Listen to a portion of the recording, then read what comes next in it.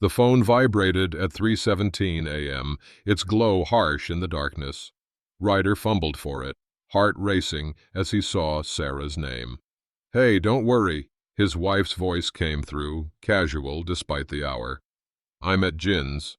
Lost track of time talking. Didn't want you to worry when you woke up." Ryder blinked, momentarily disoriented. "Okay," he managed, his mind struggling to process. "I'll be home tomorrow. Get some sleep," Sarah continued, voice trailing into a whisper. "Love you." The call ended. Ryder sat motionless in the sudden silence, staring at the phone. Slowly, he turned toward the living room where the television still flickered, casting blue shadows across Jin's concerned face. Sarah's sister raised an eyebrow, her expression shifting from confusion to understanding. "She said she's at your place," Ryder said quietly. Ryder settled into the couch with a contented sigh, balancing a mug of chamomile tea on the armrest. 8 years of marriage had established comfortable routines. These quiet Tuesday evenings, when Sarah worked on her laptop while he read beside her, the soft clicking of her keyboard, a familiar soundtrack to their shared silence. He glanced up from his book. Sarah sat cross-legged at the other end of the sofa, her face illuminated by the blue glow of her screen. She'd been unusually absorbed tonight, barely acknowledging the tea he'd brought her 20 minutes ago. "Anything interesting?" he asked, keeping his tone casual. Sarah's fingers froze mid-keystroke. Her eyes darted up, a momentary flash of something. Alarm? Before she smiled and lowered the screen halfway. "Just work stuff," she replied, reaching for her mug. "That proposal for the Henderson account." Ryder nodded, though she'd mentioned nothing about the Henderson account at dinner. "Need any help with it?" "No, I'm good." She took a sip of tea, then abruptly closed the laptop. "Actually, I think I'll take a shower before bed." As she disappeared upstairs, Ryder noticed she'd taken the laptop with her, a small detail, but one that lingered like a stone in his shoe. Noticeable, but not worth mentioning. Not yet. The Riverside Cafe sparkled with amber light, white tablecloths glowing under candlelight. Ryder had reserved their usual anniversary table by the window, where 8 years ago he'd proposed after their third date. Impulsive, but certain, a decision neither had questioned until recently. He watched Sarah across the table, her profile elegant against the backdrop of the river. She wore the sapphire earrings he'd given her that morning, but something was missing in her smile. "Remember our first time here?" he asked, reaching for her hand across the table. Sarah's fingers remained cool in his grasp. "Of course. You were so nervous you knocked over your water glass. And you told the waiter it was your fault." Ryder squeezed her hand gently. "That's when I knew." "Knew what?" Her gaze drifted over his shoulder. "That you were the one." He released a small velvet box from his pocket. "Happy anniversary." Sarah accepted the box, opening it to reveal a delicate silver bracelet with intertwined hearts. "It's beautiful, Ryder. Thank you." She slipped it on, admiring it briefly before reaching for her wine. "I didn't have time to get you anything," she said after a moment. "Work has been crazy. Your presence is gift enough." The words felt hollow even as he said them. Their conversation drifted to safer topics: office politics, an upcoming home renovation, her sister Jin's new job. Ryder found himself filling silences that had never existed between them before, while Sarah checked her phone 3 times before dessert arrived. As they drove home, he wondered when exactly his wife had become a stranger wearing familiar clothes, using familiar words, but somehow no longer present beside him. Ryder adjusted his tie in the hallway mirror, anticipation warming his chest. His 42nd birthday had arrived on a perfect autumn Thursday, and Sarah had promised to meet him at Carlyle's coffee shop by 6, their tradition for 7 years running. The owner, Marta, always saved them the corner booth and served his favorite hazelnut cheesecake with a single candle. He'd left work early to have time to shower and change. The table would be waiting, Marta's knowing smile ready. Sarah had been distant lately, but birthdays were different. Birthdays were sacred. His phone chimed as he reached for his keys. "Sorry, babe. Got caught with the girls for impromptu drinks. Stacy's leaving for Seattle next week. Rain check on coffee. Don't wait up. Happy birthday." Ryder read the message twice, his hand frozen mid-reach. The girls. Sarah hadn't mentioned plans with friends. Stacy? Which Stacy? He typed several responses, deleting each one before finally sending, "No problem. Have fun." 20 minutes later, he sat alone at their corner booth. Marta approached with concern creasing her kind face. "She's running late?" she asked, setting down a single slice of cheesecake, the candle already lit. "She's not coming," Ryder replied, forcing a smile. "Work thing." Marta squeezed his shoulder gently. "I'll bring you a coffee on the house." As the candle flame wavered, Ryder considered the empty chair across from him. The pattern was becoming undeniable. The hidden screen, the disconnected anniversary, and now this abandoned ritual. Something was changing, or perhaps had already changed. He blew out the candle without making a wish and thought about the company barbecue this weekend. Sarah had been insistent they attend together. "It'll be fun," she'd said. "Everyone's expecting us." For the first time in their marriage, Ryder wasn't looking forward to appearing as a couple in public. He felt like an actor who'd lost his script while his co-star was performing an entirely different play. Ryder adjusted his navy blazer as he and Sarah crossed the manicured lawn of Westlake Corporate Park. The company barbecue buzzed with professional energy, colleagues in casual business attire mingling around white tents, the smell of grilled steak perfuming the air. Sarah had been unusually enthusiastic about attending, insisting they arrive early to make the rounds. "There's Martin from legal," Sarah said, squeezing Ryder's arm with sudden animation. "Let's say hello." Ryder nodded, studying his wife's face. Since his birthday disappointment a week ago, she'd been alternately distant and overly attentive, as though compensating for something he wasn't meant to notice. "Sarah! Ryder!" Martin's booming voice carried across the lawn.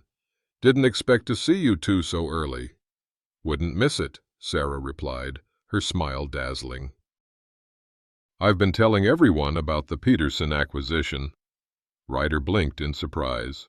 Sarah rarely discussed her work projects at home, let alone with his colleagues. As the afternoon progressed, Ryder found himself increasingly relegated to the periphery of conversations. Sarah moved through the gathering with practiced ease, her hand occasionally touching his arm in performative affection before drawing away to engage others. He noticed several colleagues watching their interaction with subtle curiosity. James Chen, his department supervisor, approached with 2 drinks. "Thought you might need this," he said, handing Ryder a beer. "Sarah seems to be working the room today." "She's been looking forward to this," Ryder replied, accepting the drink with gratitude. Something in James's expression suggested an unspoken understanding. From across the lawn, Sarah caught his eye and waved him over to a group gathered near the main tent. Her smile was bright but didn't reach her eyes. Ryder straightened his shoulders and moved toward them, a strange tension building in his chest. Ryder joined the circle where Sarah stood with the company's senior management team. He recognized the CEO's assistant, 2 vice presidents, and several rising stars from marketing. "There he is," Sarah said, her voice carrying just a touch too loudly. I was just telling everyone about your department's quarterly results. Were you? Ryder asked, trying to match her light tone. Finance wasn't Sarah's area of expertise. Well, someone has to highlight your achievements, she continued, placing a hand on his shoulder. Ryder's too modest to mention that his team came in under budget again. The vice president of operations nodded appreciatively. That's valuable in this economy.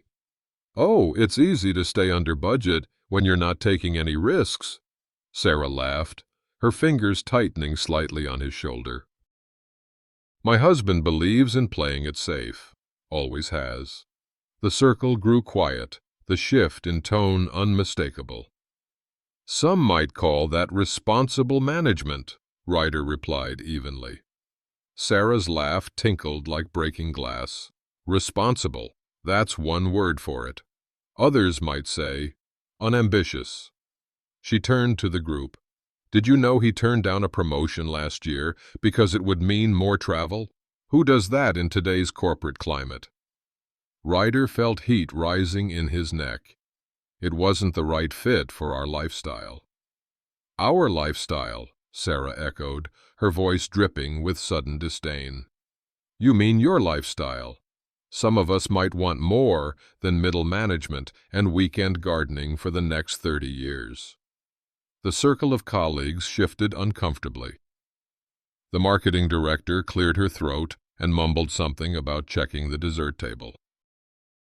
Others followed, creating subtle exits until only the CEO's assistant remained, her expression a mask of professional neutrality. I should mingle, she said quietly, touching Ryder's arm briefly as she departed. A small gesture of sympathy that somehow made the humiliation more acute. Ryder stood frozen, aware of eyes watching from across the lawn. What was that about? He asked, his voice barely audible. Sarah shrugged, her expression suddenly bored. Just making conversation. Don't be so sensitive. She walked away toward the bar, leaving him alone in the aftermath of her calculated attack. The drive home unfolded in excruciating silence. Street lights swept across Sarah's profile as she gazed out the passenger window, her expression unreadable. Ryder's hands gripped the steering wheel, his thoughts circling the public humiliation like vultures over wounded prey. As they turned onto their street, he finally broke the silence. We need to talk about what happened today, Sarah sighed. You're overreacting. It was just party conversation. Party conversation? Ryder pulled into their driveway and shut off the engine. You deliberately embarrassed me in front of the senior management team. I was teasing. Everyone does it. No, Sarah. That wasn't teasing. He turned to face her. You called me unambitious. You mocked my career choices in front of my colleagues. Sarah unbuckled her seatbelt but made no move to exit the car. The confined space intensified the tension between them. Fine. Maybe I went too far, she conceded, her tone suggesting impatience rather than regret. I've been stressed with work. The Henderson account is falling apart, and I took it out on you. I'm sorry. The apology sounded rehearsed, as though she'd anticipated this conversation. This isn't the first time, Ryder said quietly. You've been different lately. Distant. Secretive. Now, you're being paranoid. Sarah's defensiveness flared. What exactly are you accusing me of? I'm not accusing you of anything. I'm telling you how I feel. Ryder struggled to maintain his composure. When you belittle me like that, it makes me wonder what you really think of me. Of us. Sarah's expression softened slightly. I don't think badly of you, Ryder. You're dependable. That's why I married you. Dependable. The word hung between them like a faint praise that revealed far more than she'd intended. I shouldn't have said those things, she continued, reaching for his hand. I promise I'll be more thoughtful. We're fine. Really. Ryder wanted to believe her. The alternative, that their marriage had become a hollow performance, was too painful to contemplate. "Okay," he said finally. "Let's just try to communicate better." Sarah nodded, squeezing his hand before releasing it to exit the car. Inside the house, she kissed his cheek perfunctorily before heading upstairs, the bedroom door closing behind her with quiet finality. Ryder remained downstairs, the resolution feeling as substantial as morning mist, present but already dissipating, revealing nothing but empty space where certainty should have been. The morning after the barbecue, Ryder woke to the unexpected aroma of brewing coffee and bacon sizzling downstairs. For the past year, their mornings had settled into parallel routines, Sarah rushing out with travel mug in hand, Ryder eating alone at the kitchen island. But today, Sarah stood at the stove, spatula in hand, wearing the apron he'd given her 3 Christmases ago. "Morning," she said, sliding a perfectly cooked omelet onto a plate. "I thought we could have breakfast together." Ryder hesitated in the doorway, surprised by this shift. "This looks great. I figured we could use a fresh start." Her smile seemed genuine, lacking the practiced quality he'd grown accustomed to seeing. "Coffee's just how you like it." Over the next week, the pattern continued, small gestures of reconnection appearing like spring buds after a long winter. Sarah left her laptop open on the coffee table while working. She called when running late, instead of sending terse texts. One evening, she suggested they watch the documentary series they'd once enjoyed together. On Thursday, she brought home his favorite takeout from the Thai restaurant across town. "I was in the neighborhood," she explained, though Ryder knew her office was in the opposite direction. As they ate from cartons on the couch, their conversation flowed more easily than it had in months. Sarah laughed at his workplace anecdotes, her hand occasionally brushing his arm in that once familiar way. "This is nice," Ryder said cautiously, not wanting to disrupt the fragile peace. "It is," Sarah agreed. "I've missed us." Yet beneath his growing hope, Ryder noticed subtle discrepancies. Her phone remained face down on the coffee table, vibrating with notifications she'd check only when he left the room. And sometimes he'd catch her watching him with an expression he couldn't quite decipher, as though evaluating the success of a strategy. Still, after months of growing distance, this tentative warmth felt too precious to question too closely. 10 days after the barbecue incident, Ryder stood in the doorway of their home office, watching Sarah organizing files on her desk. The calendar on her computer showed a 2 p.m. meeting with the Henderson client team.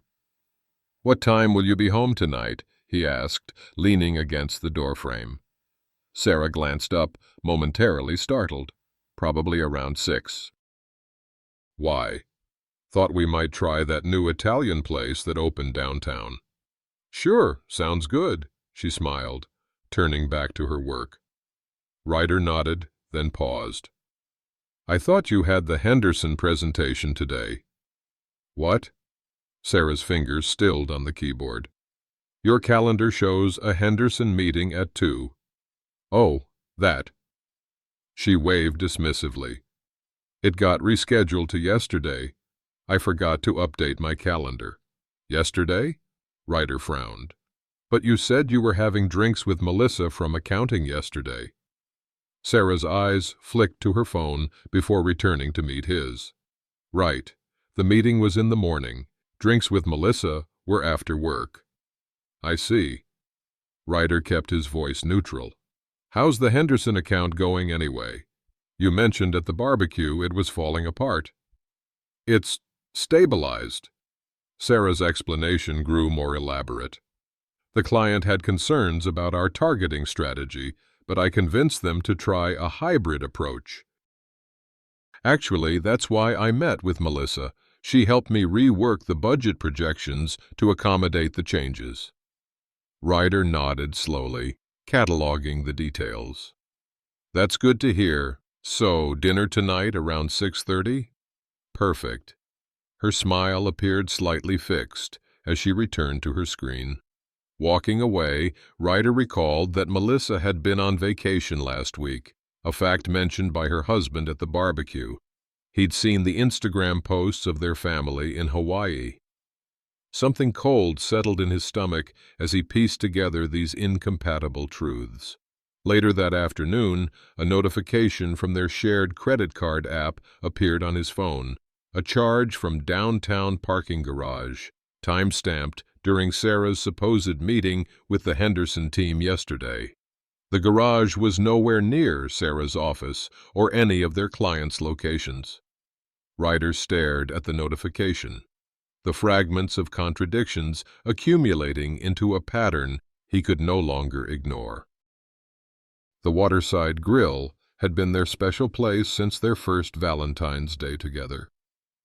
Nestled alongside the river with twinkling lights reflecting on the water, it represented everything solid and true about their relationship, or what Ryder had believed to be true. Tonight was the 10th anniversary of their first date. Not their wedding anniversary, but a date Ryder had always marked with dinner at Waterside. He'd made reservations 3 weeks ago, and until this morning, Sarah had seemed genuinely enthusiastic. He stood before the mirror adjusting his tie, the deep blue one Sarah had given him last Christmas, when she appeared in the doorway, still wearing her work clothes. "You're not dressed yet," he observed, meeting her eyes in the reflection. "About tonight." Sarah's fingers twisted her wedding ring. "Something's come up." Ryder turned slowly. "What kind of something?" "An emergency client situation. The Peterson account is imploding, and we need to do damage control immediately." She stepped forward, her expression apologetic. "I tried to get out of it, but the entire team is being called in." "On a Thursday night? For an account that was fine yesterday? That's business." Her tone sharpened slightly. "These things happen suddenly." Ryder absorbed this, noting how easily the explanation came. "I could cancel our reservation and bring takeout to your office later." "No," she replied too quickly. "We'll be locked in the conference room for hours, probably past midnight. You should go ahead and have dinner without me." "On our anniversary?" Sarah sighed, glancing at her watch. "It's not our real anniversary. That's in July." The dismissal stung more than he expected. "This date has always mattered to us, and it still does." She approached, straightening his tie unnecessarily. "We'll celebrate this weekend." "I promise." Before he could respond, she kissed his cheek and grabbed her purse. "Don't wait up. I'll probably crash at Jin's since she lives closer to the office." The front door closed with a quiet click, leaving Ryder standing in his dress shirt and tie, staring at the empty doorway. He removed the tie slowly, hung it in the closet, and called Waterside to cancel their reservation. Hours later, after a solitary dinner of reheated leftovers, Ryder sat in the darkened living room watching a documentary he couldn't focus on. The house felt unnaturally quiet. At midnight, he sent a text. "Hope the crisis is resolving. Love you." No response came. At 2:45 a.m., he finally headed upstairs to bed, passing Jin's framed photo on the wall. Sarah's sister, who'd be coming over tomorrow to help with their garden project. He'd mentioned it to her just yesterday. The phone rang at 3:17 a.m., jolting him from restless sleep. Sarah's name illuminated the screen. The phone's glow illuminated Ryder's face as he stared at Sarah's name on the caller ID. His hand trembled slightly as he answered. "Hey," Sarah's voice came through, casual and light. "Just wanted to let you know I'm staying at Jin's tonight. The meeting ran super late and her place is closer to the office." Time seemed to slow as Ryder's gaze drifted to the doorway where Jin stood, arms crossed, her expression shifting from confusion to dawning comprehension.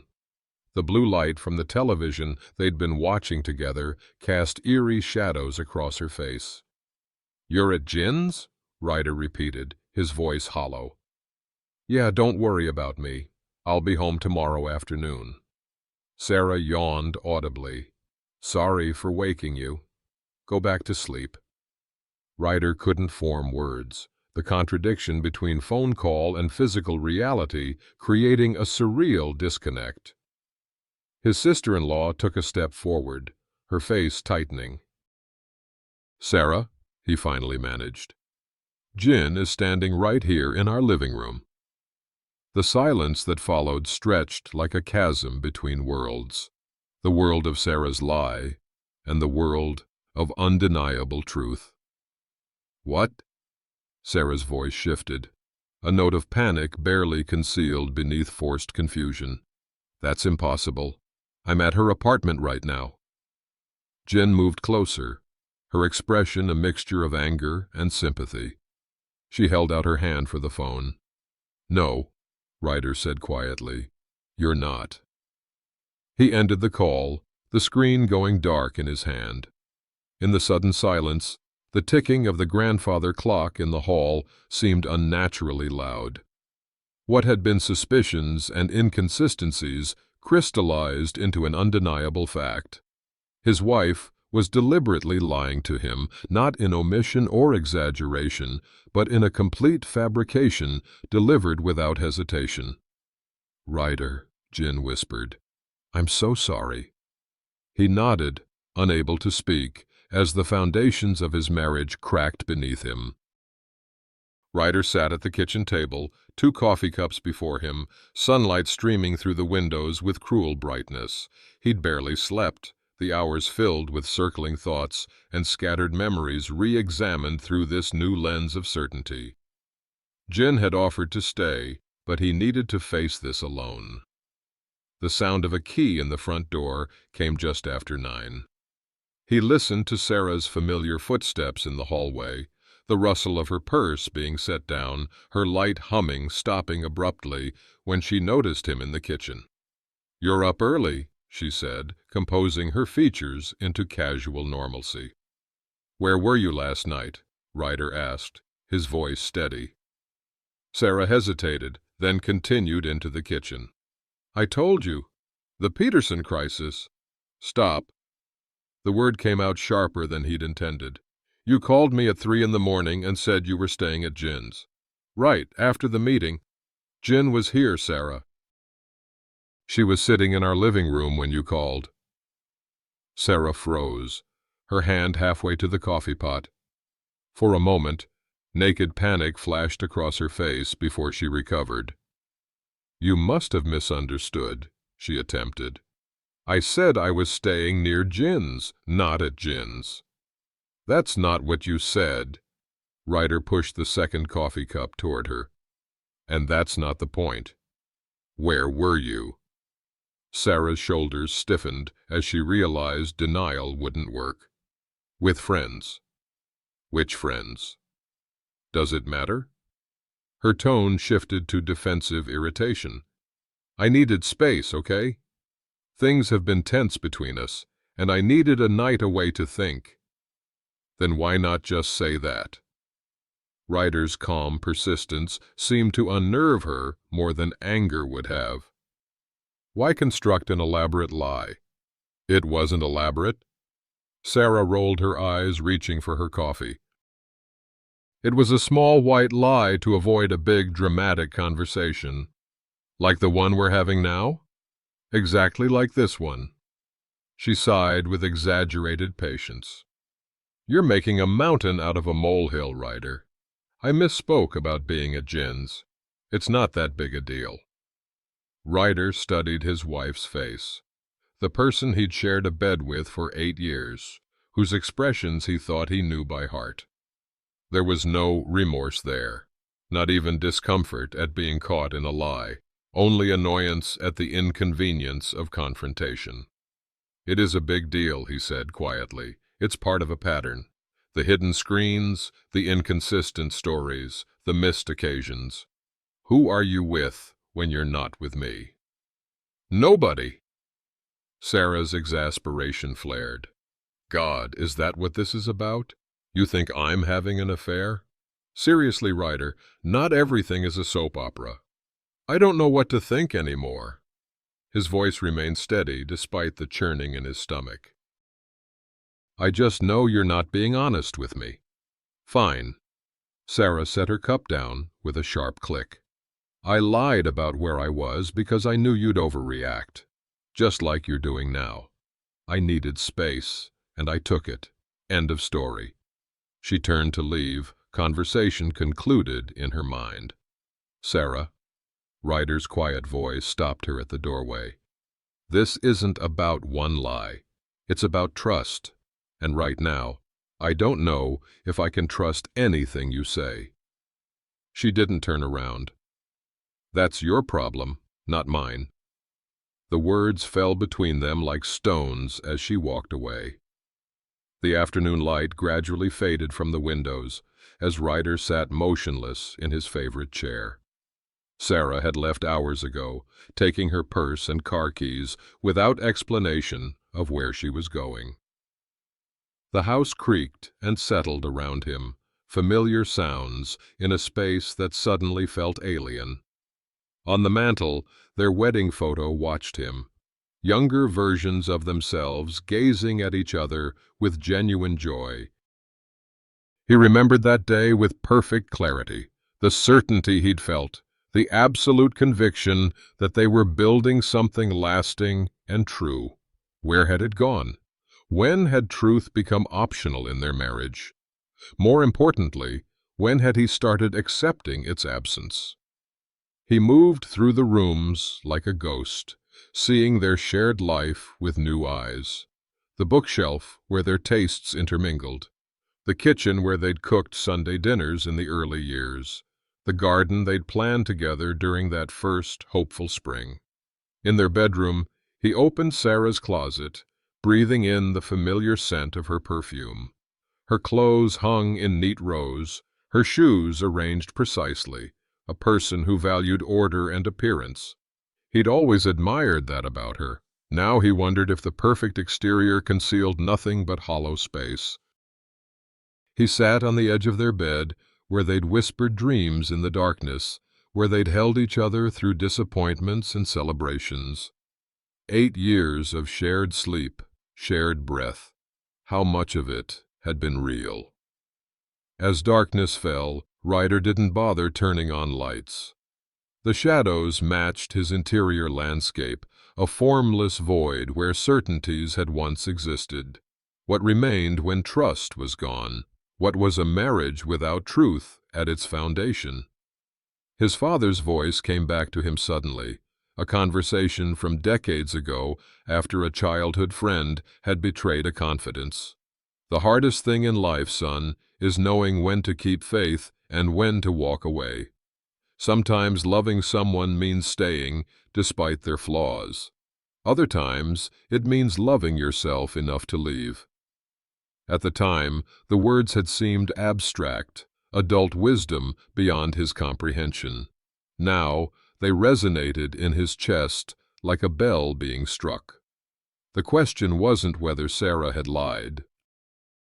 She had repeatedly and without remorse. The question wasn't even why she had lied, though that mystery ached within him.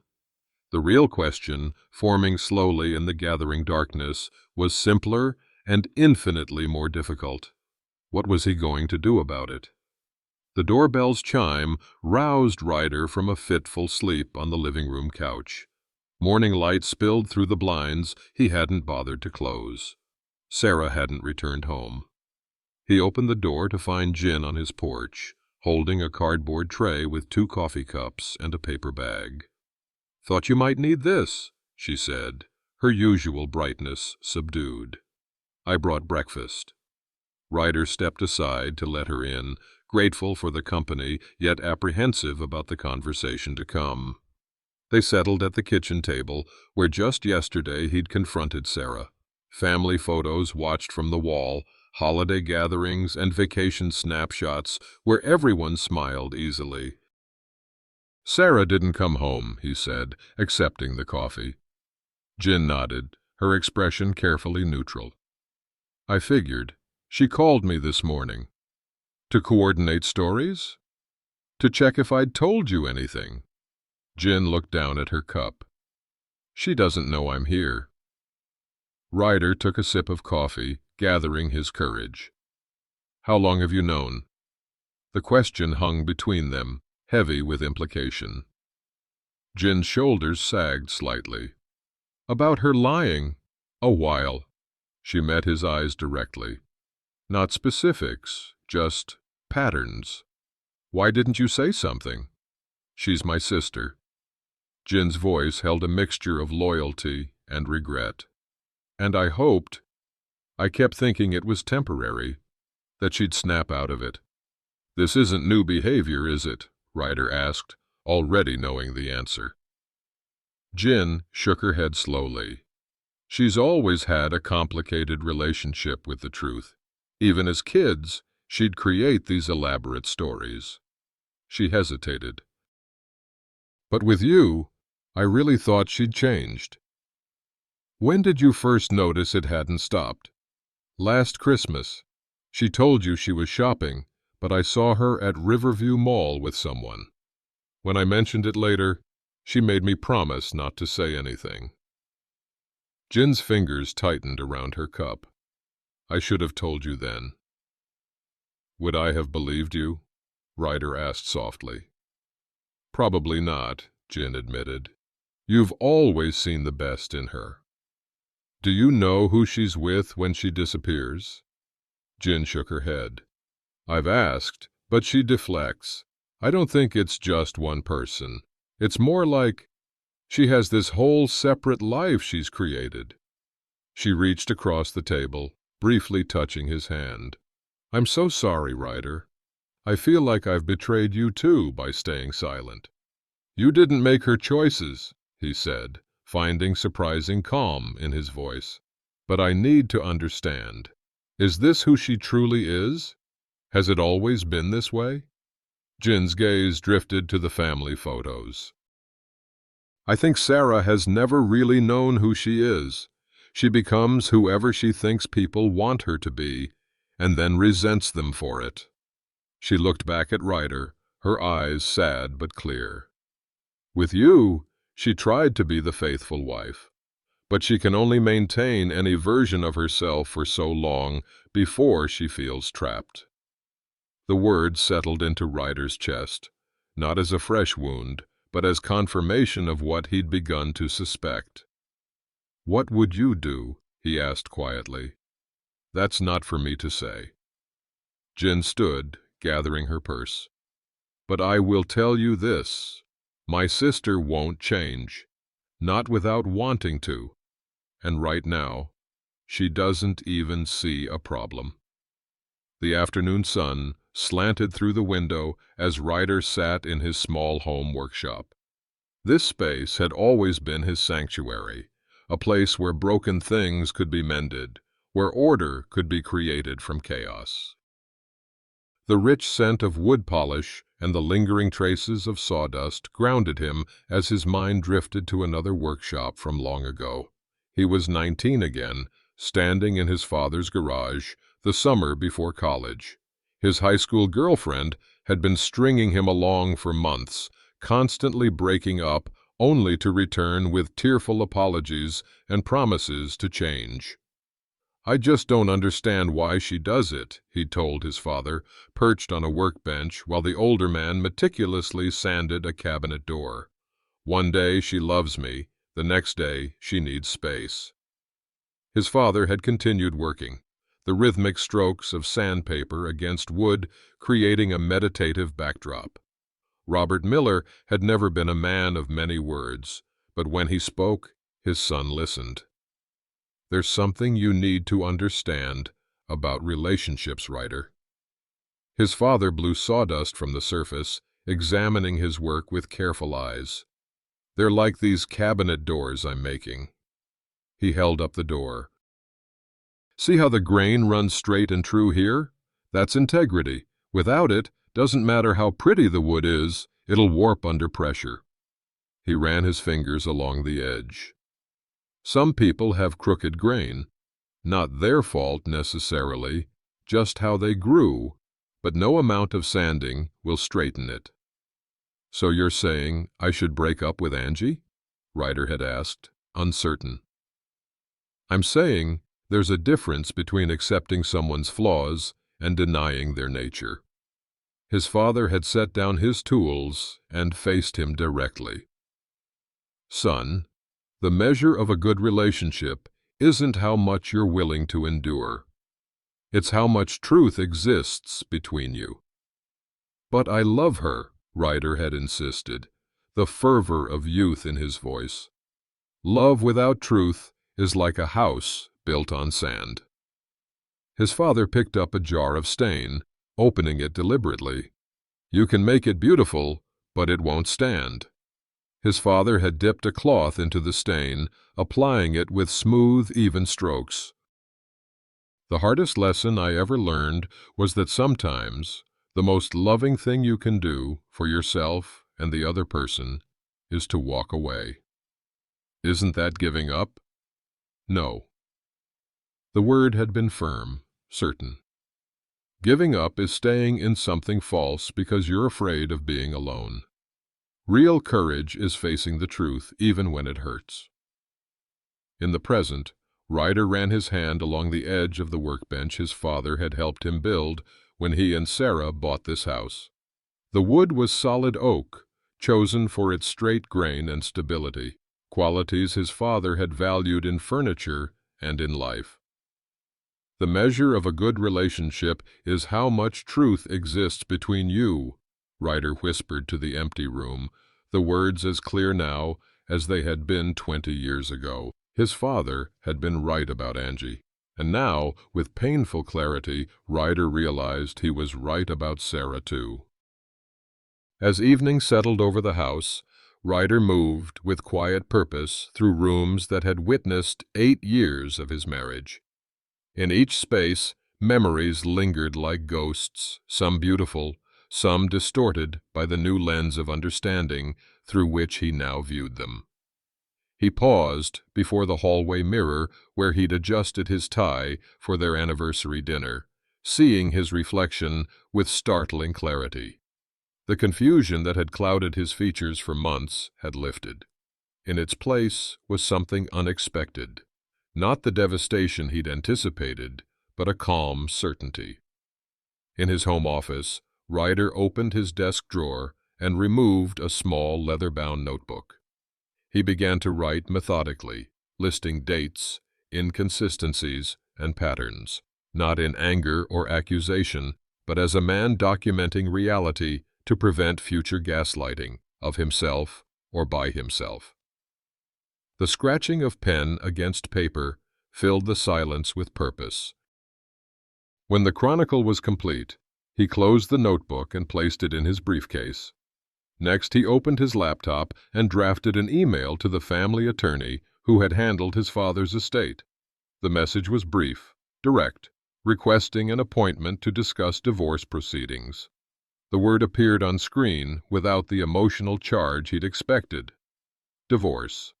The end of a commitment he'd believed would last a lifetime. Yet as he typed it, Ryder felt not despair, but the weightless clarity of truth acknowledged. He removed his wedding ring, holding it in his palm. The gold band caught the lamplight, a perfect circle, now broken in significance, if not in form. He placed it in the small wooden box his father had carved for his cufflinks, closing the lid with gentle finality. Standing, Ryder moved to the bedroom he'd shared with Sarah. He opened her closet and began removing her clothes with methodical care, folding each item neatly before placing it in the suitcases he'd retrieved from the attic. There was no rage in his movements, no desire to punish or hurt. This was not an act of vengeance, but of self-respect, a boundary drawn not in anger, but in truth. As he worked, the house grew dark around him, but Ryder didn't feel the oppressive weight of the previous night's despair. Instead, each folded garment, each packed possession felt like a step toward authentic living. By midnight, the suitcases stood in orderly rows beside the front door. Tomorrow he would call a locksmith. Tomorrow he would begin the legal process of disentanglement. These actions would bring pain, certainly, but not the pain of loss so much as the pain of growth. His father's voice seemed to fill the room. Real courage is facing the truth, even when it hurts. For the first time in months, perhaps years, Ryder felt the quiet strength of acting in alignment with his deepest values.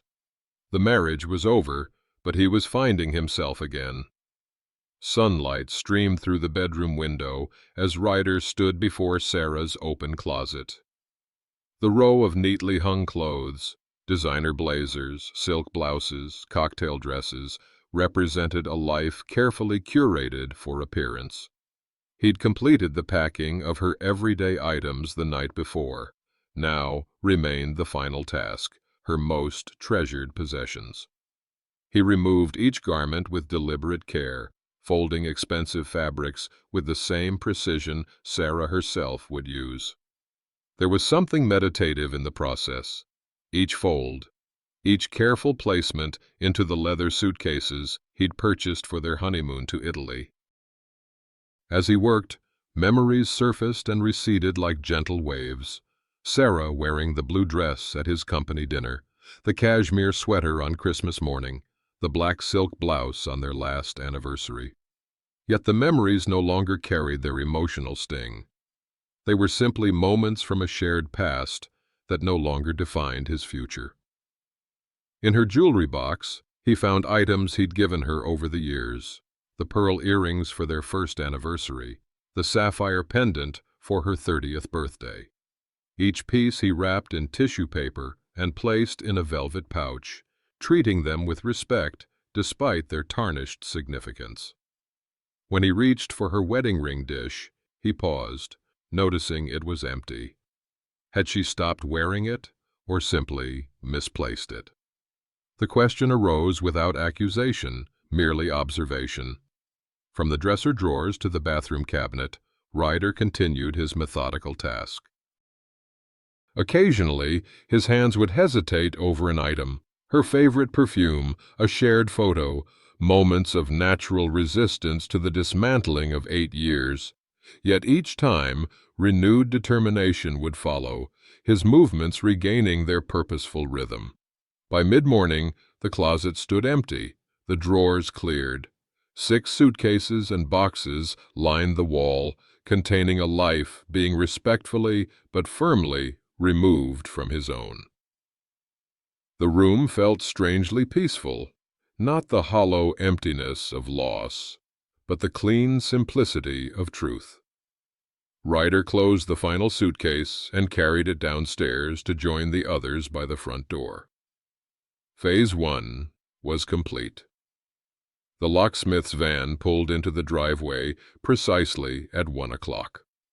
A middle-aged man, with salt and pepper hair and practical work boots, approached the front door, toolbox in hand. "Mr. Miller?" He extended a weathered hand. "Dave Callahan." "You called about changing the locks?" "Yes, thank you for coming on short notice." Ryder shook his hand, leading him inside. "All the exterior doors, front, back, and garage entry." Dave nodded, his expression neutral but understanding. Ryder had the distinct impression this wasn't the first post-marital lock change the man had performed.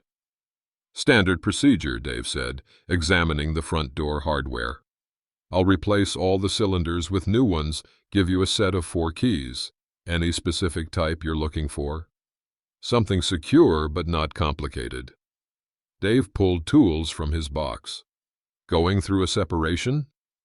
The question was asked without judgment, a simple professional assessment of the situation. "Yes," Ryder replied, finding the straightforward acknowledgement oddly liberating. Dave nodded, already removing the doorknob. "Seen it plenty. Better to do this right the first time." He glanced at the suitcases lined up in the entryway. Looks like you're handling things properly. As Dave worked, Ryder made a few final calls, confirming his afternoon appointment with the attorney, arranging for a temporary credit card freeze, updating his emergency contact information at work. Each call represented another boundary being established, another protection being put in place. 90 minutes later, Dave handed over 4 gleaming keys. All set, tested and working properly. He hesitated, then added, "Word of advice. Don't let her talk you into letting her back in just to get something. I've seen that scenario play out badly more times than I can count." "I appreciate the advice," Ryder said, paying the invoice. "Good luck to you," Dave offered, packing up his tools. After the locksmith departed, Ryder drove to downtown Clayton, parking outside the glass-fronted offices of Hargrove Associates. Patricia Hargrove had handled his father's estate with both compassion and no-nonsense efficiency. In her office, surrounded by law books and family photos, Ryder outlined the situation without embellishment. "So you've packed her belongings and changed the locks," Patricia said, making notes. "Have you documented the pattern of deception?" "Yes," Ryder replied, producing his notebook. "Dates, incidents, witnesses, where applicable." Patricia nodded approvingly. "Most clients come in with nothing but hurt feelings. You've brought evidence." She leaned forward. "Are you certain this is what you want?" "Yes," Ryder said, surprised by his own unwavering certainty. "The marriage is over." "Then we'll file first thing Monday morning." She outlined the process: financial disclosure requirements, property division considerations, timeline expectations. "It won't be pleasant, but it will be finite. You'll get through this." Driving home with a folder of legal documents, Ryder felt the weight of practical reality settling around his decision. Each action, the packing, the locks, the legal consultation, made the abstract concept of ending his marriage tangibly real. Yet with each step, his resolve only strengthened. The new key in his pocket symbolized more than changed locks. It represented a reclaimed life built on truth.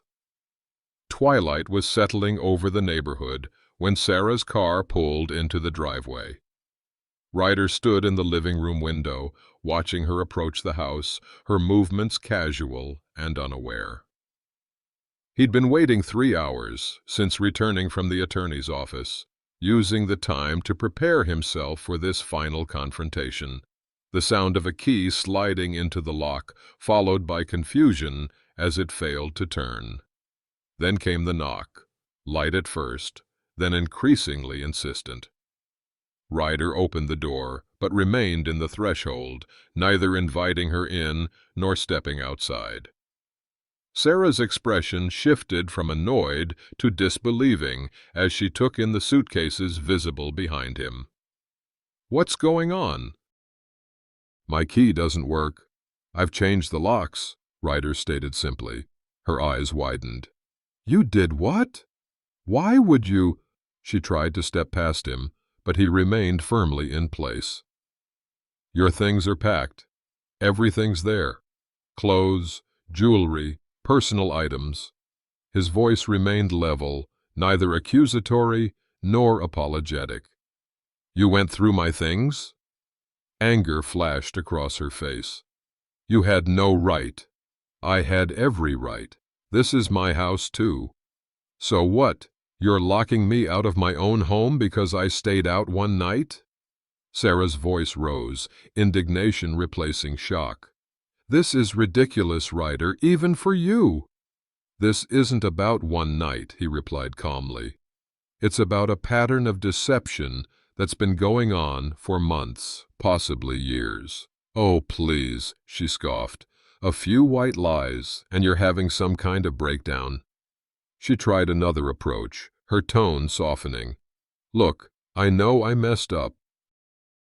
We can talk about this inside, okay?" "There's nothing to talk about." Ryder gestured to the suitcases. "I'll help you load these into your car." Sarah's face hardened, as she realized her usual tactics weren't working. "You can't just throw me out. I live here. I have rights." "You do. And my attorney will be in touch about those rights on Monday." The words were delivered without malice, a simple statement of fact. "Attorney?" Her voice rose in genuine shock. "You've talked to a lawyer. Over what? A little argument?" "It's not an argument, Sarah. It's a divorce." The word hung in the air between them, stark and final. "You're not serious." Sarah's laugh held a nervous edge. "This is completely over the top, even for you. I didn't come home for one night, and you're filing for divorce?" "You lied to me," Ryder said quietly. "Not just about where you were, but about who you are. Who we are." "So righteous." Sarah's voice turned cutting. "Perfect Ryder, who never makes mistakes. You know what? Maybe this is for the best. I've been suffocating in this marriage for years." "Then we agree on something." Ryder stepped back, reaching for the nearest suitcase. "Do you want help with these, or should I leave them here for you to collect?" Sarah stared at him, searching for the hurt or anger she could manipulate. Finding neither, her shoulders sagged slightly before she straightened them again, pride reasserting itself. "Fine, leave them. I'll send someone for them tomorrow." She turned to go, then spun back. "You'll regret this, you know. When you're alone in this empty house, you'll realize what you threw away." Ryder met her gaze steadily. "Goodbye, Sarah." He closed the door gently but firmly, turning the new lock with a solid click. Through the window, he watched her stand on the porch for several moments, disbelief giving way to anger as she finally returned to her car and drove away. The house felt different now. Quieter, certainly, but not empty. It felt honest. Ryder woke with a start, momentarily disoriented by the silence. No distant shower running, no muffled phone conversation from downstairs, just the pure quiet of solitude. Morning light filtered through half-drawn blinds, casting gentle patterns across the bedroom where he had slept soundly for the first time in months. He had anticipated this moment with dread, the first morning of truly being alone. Conventional wisdom suggested he should feel hollowed out, grief-stricken by the sudden amputation of an 8-year marriage. Instead, as he stretched and rose from bed, Ryder was struck by the peculiar lightness in his chest. In the kitchen, he moved with unhurried purpose, brewing coffee exactly as he preferred it, strong, with just a splash of cream, no compromise to match Sarah's taste for hazelnut flavoring and extra sugar. The simple pleasure of this small authenticity caught him by surprise. The phone rang as he was washing his breakfast dishes. "How are you holding up?" Jin's voice carried genuine concern. Ryder paused, searching for the right word. "I'm okay, actually." "Really? Do you need company? I could bring lunch." "Thank you, but I think I need this time alone." The truth of the statement settled comfortably around him. "I'll call if that changes." After hanging up, Ryder walked through the house, noticing how different each room felt. Not emptier, but clearer somehow. Sarah's decorative pillows were gone from the couch, her collection of art books no longer crowded the coffee table, her scented candles absent from the mantel. What remained were the things he truly valued: his father's handcrafted bookshelf, family photos he actually cherished, books he'd always meant to read. The strangest discovery wasn't the pain of separation, but its absence. Where he had expected an aching void, he found instead a growing sense of rightness, of alignment with his deepest values. The realization came not as a thunderclap, but as a gentle dawn. He hadn't lost himself in losing his marriage. He had begun to find himself again. 3 weeks after Sarah's departure, Ryder established a new morning rhythm. Up at 6 for a run through the neighborhood, shower, breakfast on the back porch when weather permitted, then work in his home office until mid-afternoon. The simplicity of this routine brought unexpected satisfaction. He had rearranged the living room, moving the couch to face the garden rather than the television. The dining table now held a half-completed model ship he'd started building years ago but had abandoned when Sarah complained about the mess. Small changes that reflected larger truths. Eleanor Barnes, his 70-year-old neighbor, waved from her garden as he returned from his Saturday morning run. "Those rose bushes are looking healthier," she called, gesturing toward his front yard.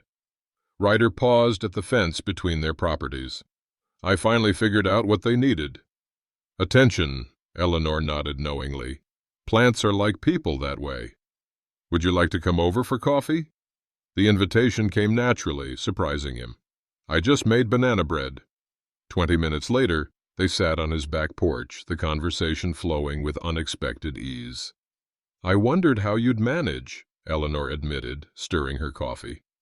"After Janet left my son, he was a disaster for months."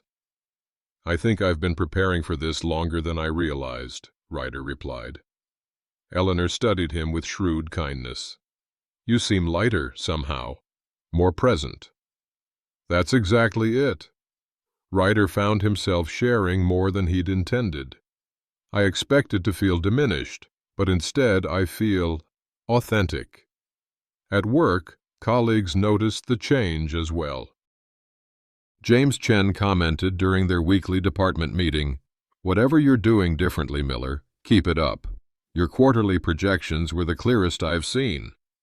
"Just simplified some things," Ryder had responded. The divorce proceedings continued with businesslike efficiency.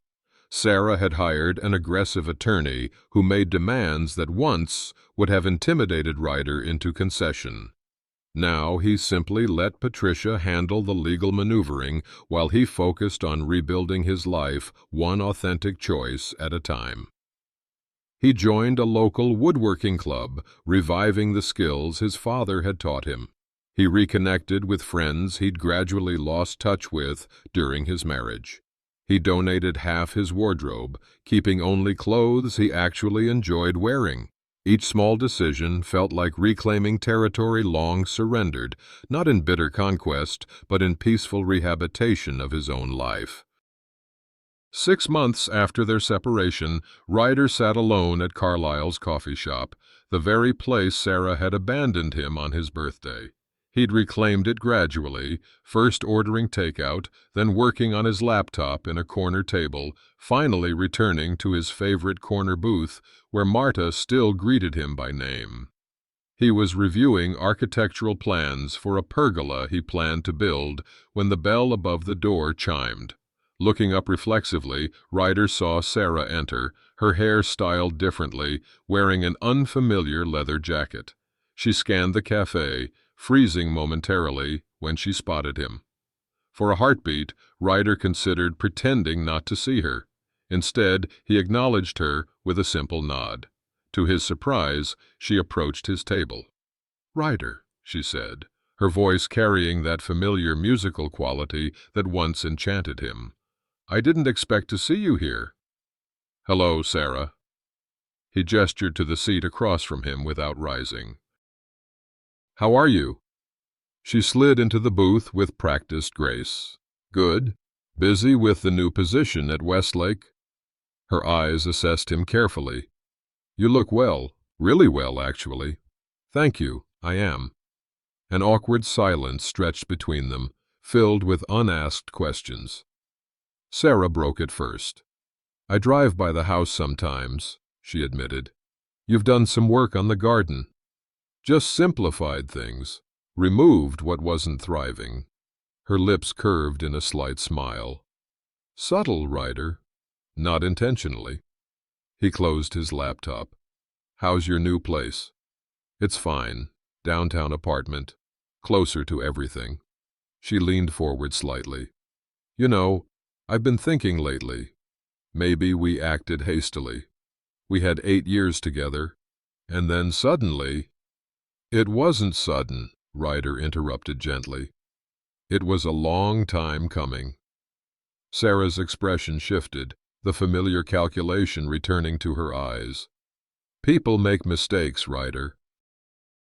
Maybe we could meet for dinner sometime, talk about what happened.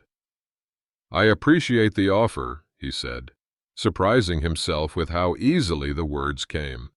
But I don't think that's necessary. Still angry? A note of challenge entered her voice. Not angry at all, Ryder replied truthfully. Just clear about what's right for me now. Sarah studied him, seeming genuinely puzzled by his calm certainty. You've changed. I've remembered who I am. She gathered her purse, recognizing the gentle but unmistakable closure in his words. Well, it was nice seeing you. You too, Sarah. Take care of yourself.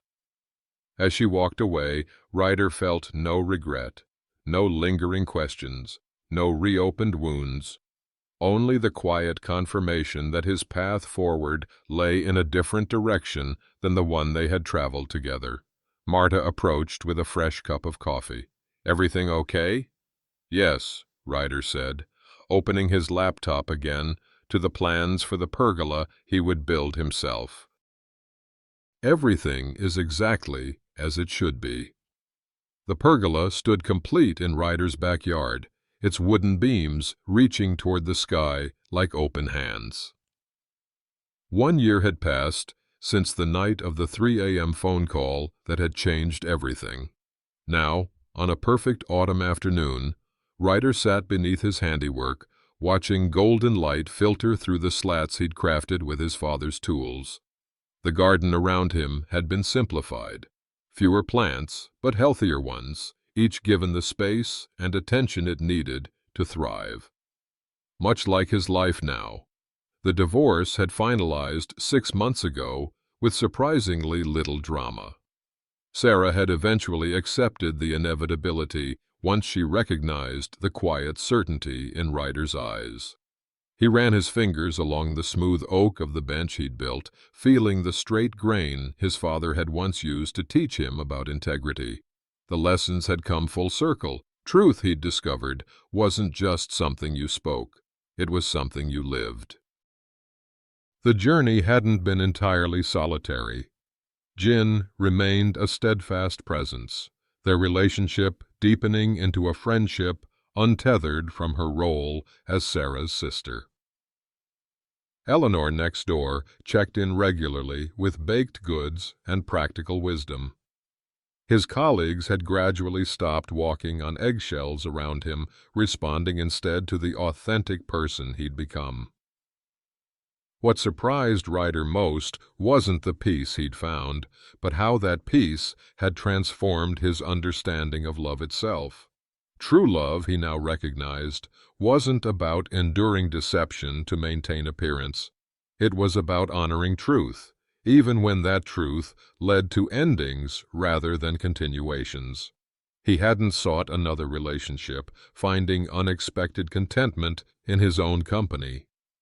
Perhaps someday he would share his life again, but it would be from wholeness rather than need, from truth rather than fear.